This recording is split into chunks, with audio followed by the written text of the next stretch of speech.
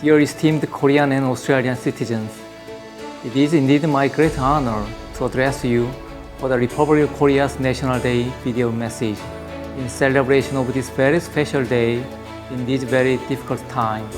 I regret that we are unable to host this year's National Day in person, as in previous years. But in order to do our part in combating COVID-19, we have adapted this year's celebration format to a video address. The Korean government remains dedicated to overcoming the current global pandemic whilst still maintaining as much social and economic activity as possible, all while still keeping us safe.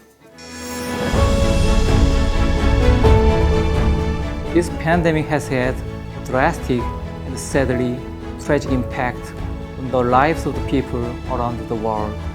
However, during the adversity, we can often find the best of humanity, where we reach out a helping hand to one another.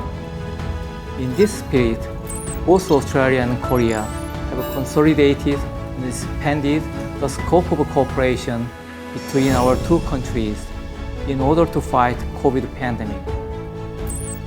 Since the outbreak, both Korea and Australia have sought and shared innovative ways of dealing with this virus with each other to the benefit of both our countries and people.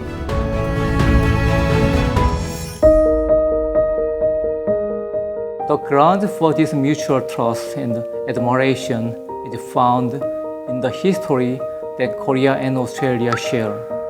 The commitment to the ideals of peace and freedom shown by Australian forces during the Korean War has been the basis for not just Korea's development, but the friendship between our people and nations. This year marks the 70th anniversary of the outbreak of the Korean War. The Republic of Korea, alongside the Korean people, will forever remember those who defended our nation. We firmly believe that an integral part of honoring their memory is in bringing true and permanent peace to the Korean Peninsula.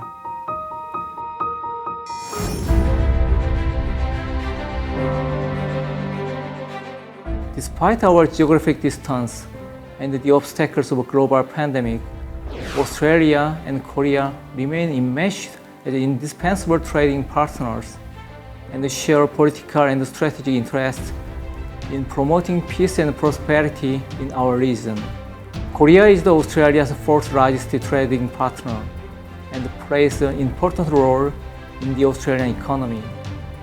This year, Samsung C&T completed the construction of the new Sydney M5 West Connect Tunnel, and new trains manufactured by Hyundai Rotem are expected to run on the Sydney Intercity line by the end of this year. Hyundai Motors has also committed to utilize innovative green hydrogen produced right here in Australia. Still, there is much greater scope for continued diversification of trade and investment in many untapped areas for both our economies. One of the most important aspects of our two countries' deep bilateral ties is the connections between people. Culture acts as a bridge connecting people of different backgrounds together, and we are working hard to ensure that cultural exchange between our two countries remains vibrant. In rising to the challenges of this pandemic, we are now presenting many of our programs online, such as K-pop, food contests, and Korean-speaking contests. The upcoming annual Korean Film Festival is also to be streamed online so that we can participate from home. All of this is in spite of COVID-19 and shows the great popularity and the resilience of Korean culture in Australia.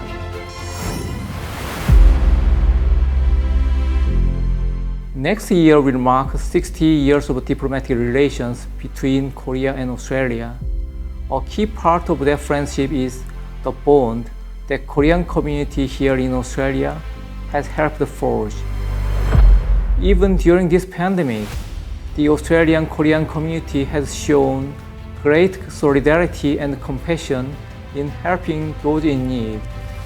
Generations of Korean immigrants have made Australia home and actively contribute to the incredible vitality and diversity of this country. In this regard, I look forward to your continued support of the Korean community in Australia. Australia and Korea are true friends and partners in our shared pursuit of peace and prosperity, and will continue to play a critical role as major middle power partners. Both countries are committed to the eradication of COVID-19 and the pursuit of greater international cooperation and free trade. I firmly believe that next year, the 60th anniversary of our diplomatic relations will serve as an opportunity to further elevate our bilateral relations. Thank you all once again for joining us in watching this video message, and I hope you celebrate Korean National Day with us.